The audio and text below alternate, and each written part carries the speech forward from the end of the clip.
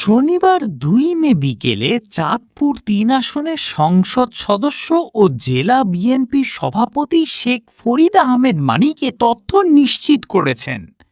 প্রধানমন্ত্রীর সফরকে সামনে রেখে সংসদ সদস্য সহ জেলা প্রশাসনের কর্মকর্তারা সম্ভাব্য বিভিন্ন ভেন্যু পরিদর্শন করেছেন।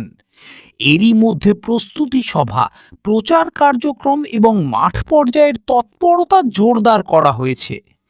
দলের শীর্ষ নেতার আগমনকে ঘিরে বিএনপিও এর অঙ্গ সংগঠনের নেতাকর্মীদের মধ্যে উৎসবমুখর পরিবেশ বিরাজ করছে।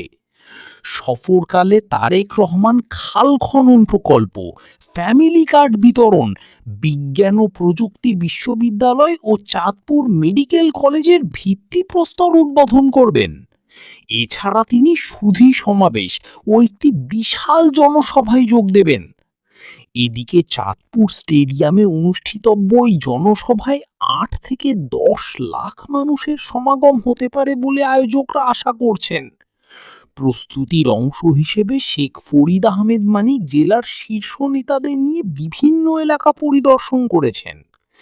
এর মধ্যে চাঁদপুর সদর উপজেলার শাহ মাহমুদপুর ইউনিয়নের ঘোষেরহাট এলাকায় খাল খনন প্রকল্পের উদ্বোধন স্থল সরেজমিনে পরিদর্শন করেন তিনি। শেখ ফরিদ জানান, সবশেষ ২০০৪ সালে তারেক রহমান চাঁদপুর সফরে এসেছিলেন। তখন তিনি দলের একজন নিবেদিত কর্মী ছিলেন, আর এখন প্রধানমন্ত্রী হিসেবে আসছেন।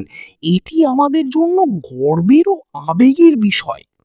আমরা চাঁদপুরবাসীর সর্বাত্মক সহযোগিতা